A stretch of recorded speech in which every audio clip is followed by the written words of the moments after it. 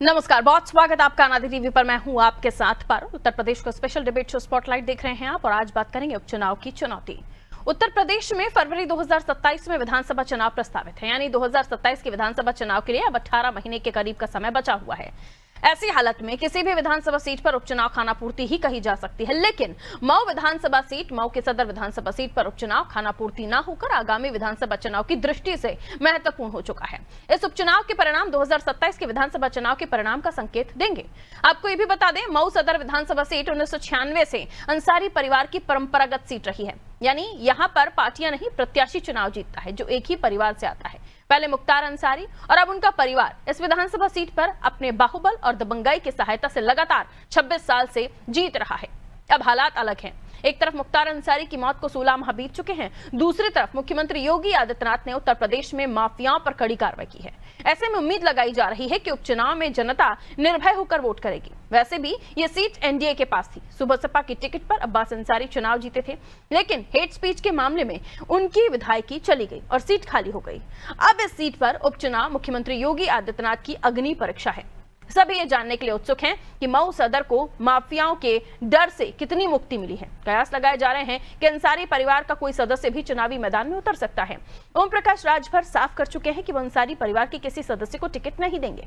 ऐसे में अंसारी परिवार का सदस्य निर्दलीय मैदान में उतरेगा या फिर कोई राजनीतिक दल उसे टिकट देकर सपोर्ट करेगा, ये बड़ा सवाल है। जल्द ही योगी आदित्यनाथ मऊ को सौगात देने के लिए आ रहे हैं। क्या उनके आगमन से पहले एनडीए इस सीट पर टिकट पक्की कर लेगी, और इस बार मऊ सदर में फाइट कैसी होने वाली है? आज इन्हीं सवालों की पड़ताल करने की कोशिश करेंगे। उससे पहले इससे जुड़ी कुछ प्रतिक्रियाएं हैं, वो आप सुन लीजिए। देखिए, जिस प्रकार से साजिश के तहत मऊ के विधायक अब्बास अंसारी को अयोग्य घोषित करा करके भारतीय जनता पार्टी की सरकार ने वहां पर षड्यंत्र किया है, वो उत्तर प्रदेश की जनता ने देखा है, और आने वाले समय में इसका खामियाजा भारतीय जनता पार्टी को भुगतना पड़ेगा।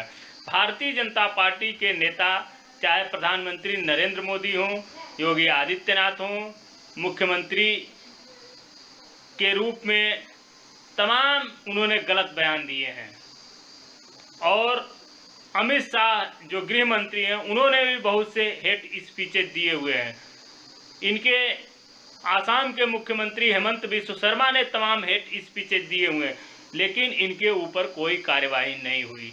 तो कहीं ना कहीं ये भेदभाव साफ नज़र आ रहा है, और आने वाले समय में समाजवादी पार्टी मऊ के उपचुनाव को जीतेगी। देखिए, उत्तर प्रदेश के अंदर सुरक्षिता और सुशासन का स्वराज्य है।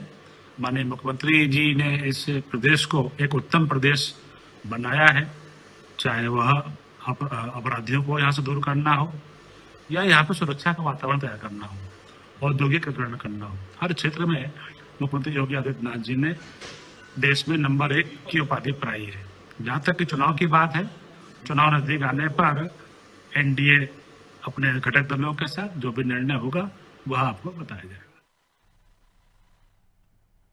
बीजेपी आश्वस्त करती है कि प्रदेश में माफिया राज खत्म हो गया है, और खासतौर पर जिस सीट पर उपचुनाव होने हैं वहां पर निर्भय होकर जनता वोट करेगी, क्योंकि इतने समय से ये सच है कि कितने भी हम विश्लेषण सुनते हैं उसमें ये बात जरूर आती है कि दबंगाई वहां पर थी, और अब जब हम देख रहे हैं हालात वहां पर बदल चुके हैं। अब माफिया राज का वो बोलबाला नहीं है, ये दबंगाई या फिर किसी को डरा धमकाकर आप वोट वसूल नहीं कर सकते हैं। लेकिन अब जनता का राज है, और जनता कैसे चुनेगी ये आने वाले समय के साथ पता चलेगा। लेकिन इस वक्त राजनीतिक दलों की स्थिति क्या है? देखिए, एक तरफ अंसारी फैमिली है जिसके साथ सपा और सुबह सपा भी चलते आई थी, क्योंकि देखिए सुबह सपा के कैंडिडेट ही अब्बास अंसारी थे, और अब उनकी विधायकी खत्म हो चुकी है, लेकिन सुबह सपा भी चाहती है सीट उन्हीं की बनी रहे, तो उन्हीं के पार्टी के चिन्ह के साथ, छड़ी के साथ चुनावी मैदान में जो कैंडिडेट आए वो एनडीए की तरफ से आए। तो काफी कुछ है जो हम इस चर्चा में आज करने वाले हैं। आइए मिलिए उन मेहमानों से जिनसे चर्चा की शुरुआत होगी। बालकृष्ण पांडे जी भारतीय जनता पार्टी से हमारे साथ जुड़ रहे हैं, वेलकम करती हूँ सर। सुभाष चंद्र यादव जी सुबह सपा से हमारे साथ बने हुए हैं, सुभाष जी आपका भी स्वागत करती हूँ। डॉक्टर नितेंद्र सिंह जी समाजवादी पार्टी से हमारे साथ जुड़े हुए हैं, आपका भी स्वागत करती हूँ। दिनेश शर्मा जी वरिष्ठ पत्रकार हैं, हमारे साथ जुड़े हुए हैं। दिनेश जी, 26 साल से लगातार अंसारी फैमिली की ये सीट रही और 96 से 22 तक का समय। अब अब्बास अंसारी की विधायकी चली गई, यहाँ पर उपचुनाव कहा जा रहा है। 18 महीने महज होंगे जब 2027 का चुनाव हम होते हुए देखेंगे। पूर्वांचल की दिशा दशा तय करने वाला ये चुनाव होगा। ये बताया जा रहा है कि यहाँ से आपको जन समर्थन पूर्वांचल का किस तरफ है हवा पता चलेगी। लेकिन सवाल यह है, राजनीतिक दलों में भी कुछ पुजाहट, क्या समाजवादी पार्टी अंसारी फैमिली से किसी कैंडिडेट को उतारेगी? यहाँ राजभर साफ कर चुके हैं कि अंसारी के फैमिली से किसी को वो नहीं उतारने जा रहे हैं, तो कौन होगा वो कैंडिडेट? वहां योगी आदित्यनाथ खुद मऊ जाने वाले हैं, विकास कार्यों की सौगात देंगे। किस तरह का उपचुनाव यहां पर होने वाला है? सियासत किस ओर आपको दिखाई दे रही है दिनेश सर? ये सीट सुबह सपा की है, तो इसलिए जाहिर सी बात है कि कैंडिडेट सुबह सपा का ही होगा जी। दूसरी बात, इस बार मऊ का इलेक्शन अफजाल अंसारी परिवार के लिए उतना कंफर्टेबल नहीं लगता है। कारण यह है कि वहां पर जो सुबह सपा का वोट है पहले के मुकाबले बहुत ज्यादा मजबूत है और ओम प्रकाश राजभर सरकार के अंदर मंत्री भी हैं। जहां तक इनका अंसारी का सवाल है, जिनकी विधायकी खत्म हुई है, तो वो भी कोई इतने मजबूत कैंडिडेट साबित नहीं होंगे। समाजवादी पार्टी इनके साथ होगी, कांग्रेस भी इनके साथ होगी और भी लोकल जो इनका सपोर्ट है वो भी साथ हो सकता है। लेकिन Afzal Ansari, I am sorry, Mukhtar Ansari आज नहीं है। परंतु आप ये मत समझिएगा कि ये एक परंपरागत सीट है जो इतने समय से बनी चली आ रही है जी। इस बात को कोई ना कोई तोड़ होगा। बाबा योगी आदित्यनाथ सॉरी, उनका भी ध्यान, भाजपा का ध्यान भी इस सीट पर होगा। लेकिन अग्नि परीक्षा जो आपने इस्तेमाल किया शब्द, अग्नि परीक्षा इसमें शामिल नहीं होती और ना ही ये इलेक्शन 2027 का कोई रास्ता तय करेगा। हाँ, ये जरूर है कि इलेक्शन बहुत दिलचस्प होगा। इसमें लोग देखिए किस किस प्रकार के चुनावी कंडे अपनाते हैं। कुल मिला के सुबह सपा का पड़ला भारी नजर आता है। माफिया राज वर्सेस विकास, यहां आप कैसे तोलते हैं? कहां पलड़ा भारी? आपने कहा कि दिशा नहीं तय करेगा, लेकिन माफिया राज है या लोगों में डर है, तो ये चुनाव उस तरफ बहता हुआ दिखाई देगा या फिर विकास की सौगात जो फिर दे रहे हैं? जी, माफिया की तो कमर तोड़ चुके हैं योगी आदित्यनाथ जी, और ऐसे नहीं तोड़ रही है, बहुत बुरी तरह से तोड़ रही है और अभी तोड़ भी रहे हैं। जितने माफिया गर्दी करते थे, चाहे वो किसी भी दल में रहे हों, उनकी स्थिति बहुत कमजोर है। क्षमा कीजिएगा, मैं ये कहने में कोई हिचक नहीं करूंगा, स्थिति अखिलेश यादव जी की भी बहुत कमजोर है। बाहर कितनी ही बड़ी वो डींगे हाँकते हों और दावा करते हों, लेकिन अखिलेश यादव जी का जो पड़ला है 2027 में उनके लिए कोई वैकेंसी नहीं है उत्तर प्रदेश में। सीधा नितेंद्र जी आपके पास, कितना सहमत आप दिनेश जी की बातों से? अब दिनेश जी को तो कायदे से ज्योतिषी होना चाहिए, भविष्यवक्ता होना चाहिए। अब वो पत्रकार की हैसियत से बैठे, इसलिए मैं इनको कुछ कहना नहीं चाहता हूँ। ये पत्रकार अगर भविष्यवाणी 40 साल का जीवन है। शर्मा जी, जी शर्मा जी, जैसे आप बोल रहे हो, कम से कम आगे हमें बोल लेने दीजिए। जी, मेरी बोलने में भी अतिक्रमण करोगे? नहीं। देखिए, अभी ये चुनाव बाकी है। पहले तो ये चुनाव डिक्लेयर हो, चुनाव कब होगा? अभी अब जो हमारे अब्बास अंसारी विधायक उस मऊ सीट से हैं, उनकी सदस्यता गई है। अभी उनको मौका है कि वो हाई कोर्ट जाए, कोर्ट जाए, अपनी अपील करें सजा के खिलाफ। कोर्ट क्या फैसला लेता है, उससे पहले अगर हो सकता है सरकार जल्दबाजी में सीट पर चुनाव घोषित कर दे, तो जब चुनाव घोषित होगा उसके बाद समाजवादी पार्टी तय करेगी कि हमारा कैंडिडेट कौन होगा और उसके बाद में समाजवादी पार्टी पूरी ताकत से इस चुनाव को लड़े। रही बात परंपरागत सीट की, योगी जी और कोई वैकेंसी नहीं है, इस तरीके की भविष्यवाणियों से भी बचना चाहिए। अभी तो पहले भारतीय जनता पार्टी सुभाषपा के बीच तय हो जाए कि कैंडिडेट कौन होगा, कैंडिडेट किस पार्टी का होगा, सुभाषपा का होगा, भाजपा का होगा, क्या निशान होगा, पहले तो ये आपस में तय हो जाएंगे। तो समाजवादी पार्टी परमा में चुनावी मोड है, तैयारी में है। जिस दिन चुनाव डिक्लेयर होगा, समाजवादी पार्टी अपने कैंडिडेट को डिक्लेयर करेगी और उसके साथ मजबूती से चुनाव में जाएगी, क्योंकि हम ही मुख्य विपक्षी दल है, बाकी तो कोई इस समय सरकार के सामने टिक नहीं रहा। रही बात शर्मा जी की, शर्मा जी ने चूंकि भविष्यवाणी कर दी है, तो फिर हो सकता है हम लोग चुनाव से ही बाहर रहें। काहे को चुनाव, जो भारतीय जनता पार्टी कैंडिडेट तय करेगी वो निर्विरोध हो जाएगा। हम लोगों में जब कोई क्षमता ही नहीं है, बता दिया कि अंदर से डरे हुए, तो ठीक है निर्विरोध बनवा देंगे हम लोग। इस पर अभी कोई बहस नहीं करेंगे, सिर्फ इतना है कि चुनाव डिक्लेयर होने का इंतजार करेंगे।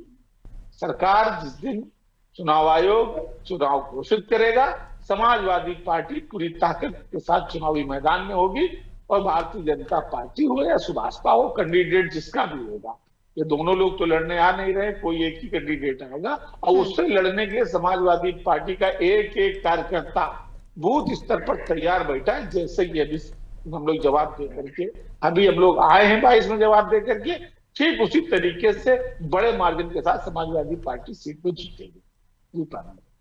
कैंडिडेट किस तरफ से होगा आपका? जैसे कि अभी चर्चा हो रही थी कि मुख्तार अंसारी का इतिहास तो समाजवादी पार्टी में सभी को पता है, क्या अंसारी फैमिली से ही होगा? देखिए पारुल जी, ये माहौल बनाने की बार बार एक कोशिश की जाती है। कितने लंबे समय से मुख्तार अंसारी समाजवादी पार्टी से दूर थे।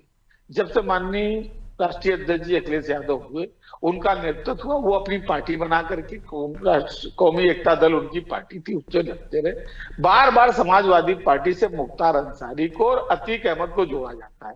माननीय राष्ट्रीय अध्यक्ष जी का नेतृत्व जिस दिन से समाजवादी पार्टी को मिला है, तब से लेकर के और आज के दिन तक अतीक अहमद के परिवार का कोई भी सदस्य समाजवादी पार्टी का सदस्य नहीं रहा, और मुख्तार अंसारी ही समाजवादी पार्टी से चुनाव नहीं लड़ते थे, वो अलग से निर्दलीय विधायक होते थे। इस बार भी वो सुभाषपा के कैंडिडेट थे, समाजवादी पार्टी के कैंडिडेट नहीं थे, अलायंस पार्टनर थे।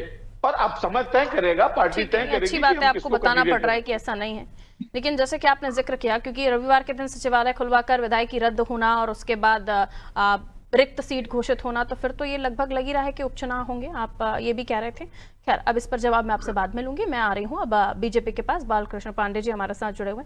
बालकृष्ण पांडे जी, हालांकि दिनेश जी ने जो कहा, वो उन्होंने कहा कि यहाँ पर अगर समाजवादी पार्टी के लिए देखें तो चुनौतियां हैं, मुश्किलें कठिन हैं, लेकिन सवाल ये भी है कि माफिया राज वर्सेस विकास, अगर हम इस सीट को लेकर देखें तो अगर माफिया राज खत्म हो चुका है तो जनता निर्भय होकर वोट करेगी, क्योंकि ये बार बार कहा जाता है कि दबंगाई और दबदबे की वजह से जनता ये 26 साल से अंसारी फैमिली ये सीट जीतती आई है। क्या वाकई ये सीट जो नतीजे लेकर आएगी 2027 के चुनाव को प्रभावित करेंगे, और उसके लिए आपकी कितनी तैयारी है? विकास की सौगात देकर या वहां जाकर एक बार फिर से आप चाहते हैं कि ये सीट निकाली जाए ताकि एक संदेश जाए? पारुल जी, मैं बहुत स्पष्टता के साथ कह दूं कि भारतीय जनता पार्टी एनडीए गठबंधन जो भी चुनाव लड़ता है, चाहे जिला पंचायत सदस्य का हो, चाहे वो विधानसभा का हो या पूरी विधानसभा का हो या लोकसभा का चुनाव हो, भारतीय जनता पार्टी की दृष्टि बिल्कुल स्पष्ट रहती है। विकास को आधार मानकर, विकास की योजनाओं के आधार पे हम जनता के बीच में जाते हैं और हम चुनाव लड़ते हैं, और उसी के नाम पे हम वोट मांगते हैं कि विकास के हम जो जिस प्रकार से देश को, प्रदेश को हम जिस विकास के राह पे ले जाना चाहते हैं, 2047 का जो जिस भारत की संकल्पना प्रधानमंत्री जी की है, उस संकल्पना की पूर्ति के लिए हम जो काम कर रहे हैं, उन्हीं चीजों को लेकर हम जनता में जाते हैं और निश्चित रूप से हम जनता से वोट मांगते हैं। और जिस प्रकार से पूरे देश में अधिकतम राज्यों में हमारी सरकार है, केंद्र में सरकार है, और हम विजय श्री का वर्ण करते हैं जनता के आशीर्वाद से, क्योंकि विकास हमारा प्रमुख मुद्दा है। प्रधानमंत्री जी जब से आए हैं तब से विकास को लेकर काम किया है, और शायद आज वर्ल्ड की 4थे नंबर की इकोनॉमी भी भारत बन चुका है। ये प्रधानमंत्री जी के कुशल मार्गदर्शन और नेतृत्व का परिणाम है। दूसरा विषय, निश्चित रूप से उत्तर प्रदेश माफियावाद की जद में था। अभी नीतीश जी समाजवादी पार्टी के प्रवक्ता ने बड़ी एक बात कही कि कौमी एकता दल उन्होंने बना रखा था। निश्चित रूप से मुलायम सिंह यादव जी भी कांग्रेस के विरोध में किसी कालखंड में थे, 19 महीने उनको जेल काटना पड़ा था। उसके बाद जिस प्रकार से उनका पैचअप बना कांग्रेस के साथ, जिस प्रकार से कांग्रेस के भ्रष्टाचार के साथ उनकी कनेक्टिविटी बनी, और जिस प्रकार से इस राष्ट्र का सांस्कृतिक अधःपतन हुआ, उसके साथ मुलायम सिंह यादव जी की कनेक्टिविटी कांग्रेस के साथ बनी, तो निश्चित रूप से समाजवादी पार्टी क्योंकि एक पारिवारिक पार्टी है, इसका चाल चरित्र और चेहरा निश्चित रूप से प्रदेश की जनता जानती है, लोग जानते हैं। और आंतरिक तौर पे चाहे मुख्तार अंसारी कौमी एकता दल बनाने या कोई एकता दल अतीक अहमद का परिवार बनाने, समाजवादी पार्टी के साथ इनकी कनेक्टिविटी एकदम बहुत बढ़िया तरीके से है। और जिस प्रकार से अखिलेश यादव जी गए थे मऊ में, जो घोषणाएं उन्होंने की, जिस प्रकार की उन्होंने बातें की, तो जिस प्रकार के अंतरंग संबंध समाजवादी पार्टी के मुखिया के और इन माफियाओं के साथ रहे हैं, और ये निश्चित रूप से बहुत लंबे कालखंड से रहा है, पूर्व समाजवादी पार्टी के स्थापना काल से ही ये चीजें चलती रही हैं। लेकिन मैं बहुत स्पष्ट तौर पे उत्तर प्रदेश की जनता को मऊ आने वाले चुनाव में, चूंकि मऊ में चुनाव है, मऊ की जनता को बिल्कुल आश्वस्त कर देना चाहता हूं कि माफियागिरी अपराध ये चलने वाला नहीं है। चाहे अखिलेश यादव जी माफियागिरी अपराध को जितना भी प्रश्रय दें, जितना भी उसको बढ़ाने का काम करें, भारतीय जनता पार्टी की सरकार में, उत्तर प्रदेश में योगी जी की सरकार में, प्रधानमंत्री जी के नेतृत्व में जो भारतीय जनता पार्टी की केंद्र की सरकार चल रही है, निश्चित रूप से कोई माफिया अब वो शांति से चैन की सांस नहीं ले पाएगा। माफिया राज। तो दिनेश सर ने भी बोला कि अंसारी फैमिली के लिए भी इस बार चुनौतियां होंगी। दूसरा सवाल मेरा आपसे ये था बालकृष्ण पांडे जी, कि कहा जा रहा है कि सुबह सपा का पुराना परफॉर्मेंस देखते हुए, जो दारा सिंह का रहा या फिर राजभर जी के बेटे का रहा, इन चीजों को देखते हुए इस बार एनडीए की तरफ से सुबह सपा चुनाव में आएगी इस सीट से या नहीं आएगी, ये भी सवाल उठ रहे हैं। उस पर क्लियरिटी देना चाहेंगे आप कुछ? पारुल जी, ये बहुत जल्दी है इस विषय पे बात करना। निश्चित रूप से एनडीए हमारा सुभाषपा का या अन्य जो भी दल है, एनडीए गठबंधन एक समग्र रूप से एक विचारधारा को लेके काम करते हैं, और निश्चित रूप से आपस में मिल बैठ के जो भी बातें तय होंगी वो आपके समक्ष होंगी। अभी इस प्रकार की कोई बात आई नहीं है, और जब भी आएगी तो इसमें जो भी निर्णय होगा वो आपके समक्ष होगा। लेकिन हम समग्र रूप से एक इकाई के रूप में इस चुनाव को लड़ेंगे, और जो एनडीए की सरकार उत्तर प्रदेश में चल रही है, प्रधानमंत्री केंद्र में चल रही है, उसको मजबूत करने का काम करेगी एनडीए की सरकार।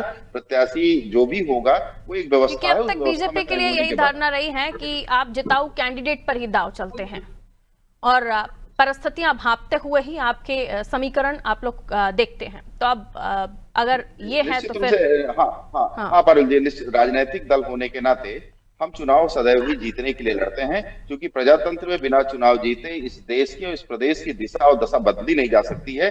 प्रदेश और देश को भ्रष्टाचार, आतंकवाद या जो माफियागिरी है, जो इन सब चीजों से मुक्त करना है, तो निश्चित रूप से हमको अपनी राजनीतिक चीजें ठीक करनी होती है। वो ठीक करके हम चुनाव लड़ते हैं, इसमें कोई संदेह नहीं। ठीक है, क्योंकि अभी किसी तरह का कोई डिस्कशन सुबह सपा या भारतीय जनता पार्टी एनडीए के अंदर नहीं हुआ है सदर विधानसभा उपचुनाव को लेकर। सुभाष जी, सुभाष जी, तो ये क्या माना जाए कि क्योंकि बार बार राजभर जी यही कह रहे हैं कि सीट से उनका कैंडिडेट होगा, तो छड़ी पर ही चुनाव लड़ा जाएगा एनडीए की तरफ से, इसको लेकर किसी तरह की बातचीत नहीं हुई, लेकिन आश्वस्त राजभर जी दिखाई दे रहे हैं। और अगर ऐसा नहीं हुआ तो फिर क्या करेगी सुबह सपा? देखिए पारुल जी, जाहिर सी बात है कि जो मऊ की सदर सीट है वहां पे सुहेलदेव भारतीय समाज पार्टी के जो प्रत्याशी थे अब्बास अंसारी, सुहेलदेव भारतीय समाज पार्टी के सिंबल से चुनाव जीते थे। जहां तक आप भारतीय जनता पार्टी या सुहेलदेव भारतीय समाज पार्टी की बात करती है, तो मैं यहाँ पे स्पष्ट कर दूं कि जो भी प्रत्याशी होगा वो एनडीए गठबंधन का प्रत्याशी ही होगा। उसको भारतीय जनता पार्टी में या सुहेलदेव भारतीय समाज पार्टी में बांटने का बिल्कुल भी आप प्रयास न करें। हाँ, तकनीकी रूप से सुहेलदेव भारतीय समाज पार्टी का दावा इसलिए मजबूत बनता है क्योंकि वहां का जो सिटिंग एमएलए थे वो सुहेलदेव भारतीय समाज पार्टी के सिंबल से ही चुन कर आए थे। तो बाकी की जो भी चीजें होंगी आने वाले समय के अंदर भारतीय जनता पार्टी का शीर्ष नेतृत्व और सुहेलदेव भारतीय समाज पार्टी का शीर्ष नेतृत्व बैठकर इसके बारे में तय कर लेंगे क्या है क्या नहीं है। लेकिन इस बारे में आप स्पष्ट रहे कि जो भी प्रत्याशी होगा वो सिर्फ और सिर्फ एनडीए का ही प्रत्याशी रहेगा। जहां तक समाजवादी पार्टी की बात है, एनडीए का ही रहेगा, लेकिन आपके दल से रहेगा नहीं रहेगा, यही सवाल था।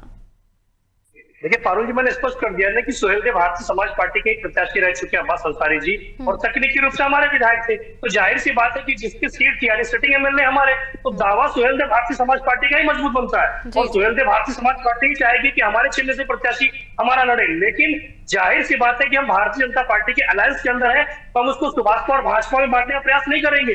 प्रत्याशी एक होगा, वो एनडीए का ही प्रत्याशी होगा। एक और चर्चा मैं सुन रही थी जिसमें ये बात निकलकर सामने आई कि राजभर जी की क्लिपिंग्स उठाकर अगर विपक्ष वैसे ही चला देगा तो उनका वजन वैसे ही बढ़ जाएगा, क्योंकि जब वो जिस दल में रहे दूसरे दल को उन्होंने कोसा ही है और बहुत दिल से कोसा है। तो ऐसा ना हो कि उनकी पुरानी बातें कहीं आप लोगों के ऊपर, एनडीए के ऊपर भारी पड़ जाएं, ये भी देखते हुए बीजेपी को कदम उठाना पड़े।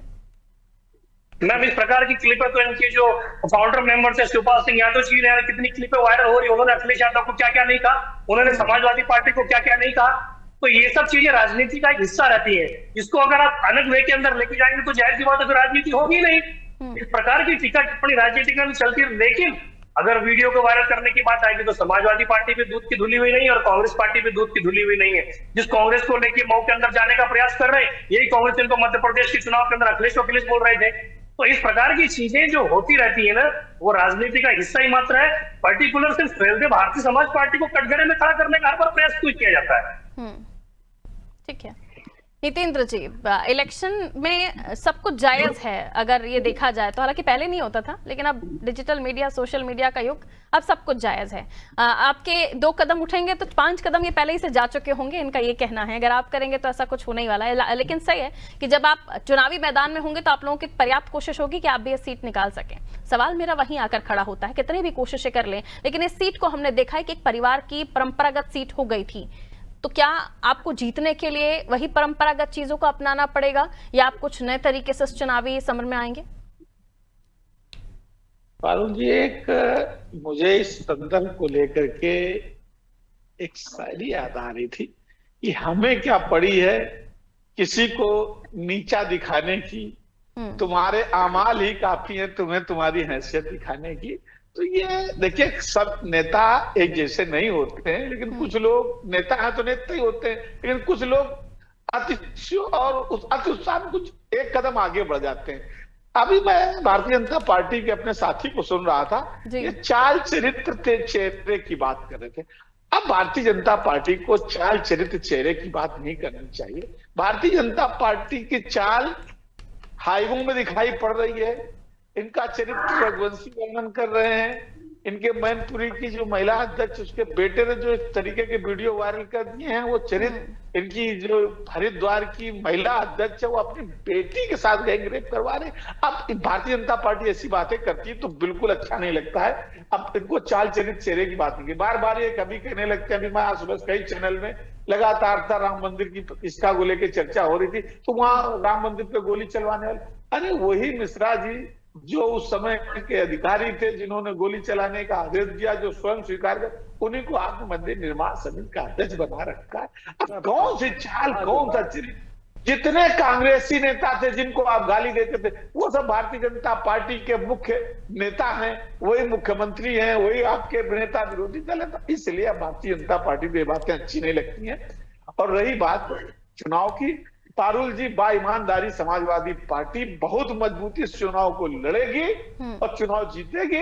बस चुनाव घोषित होने अंसारी और अतीक अहमद टाइप के लोगों को टिकट नहीं देगी। आगे लाइन जोड़ दी मैंने, आप सहमत हैं? नहीं, बिल्कुल आपको जोड़ देना चाहिए, इसमें कोई दिक्कत नहीं है। समाजवादी पार्टी लगातार चलिए इस तरीके की चीजों से बचती आई है। देर लगी आपको यहाँ तक आते जब से माननीय राष्ट्रीय अध्यक्ष जी का नेतृत्व मिला है, आप बहुत देर हो गई यहाँ तक पहुँचते पहुँचते, बहुत समय ले लिया, लेकिन ठीक है, देर आए दुरुस्त आए। कम से कम ऐसे लोगों से आप भी पीछे छुड़ाना चाहते हैं। हमारी तो शुरुआत, देखिए, समाजवादी पार्टी की शुरुआत माननीय राष्ट्रीय अध्यक्ष जी के नेतृत्व में इस तरीके से, जिस दिन से माननीय राष्ट्रीय अध्यक्ष जी ने नेतृत्व संभाला, डीपी यादव से लेकर मुख्तार अंसारी से लेकर के पुराने पाप धूल थोड़ी ना जाते हैं। जो माफिया होता सबको पार्टी से बाहर पुराने पाप धूल थोड़ी ना जाते हैं।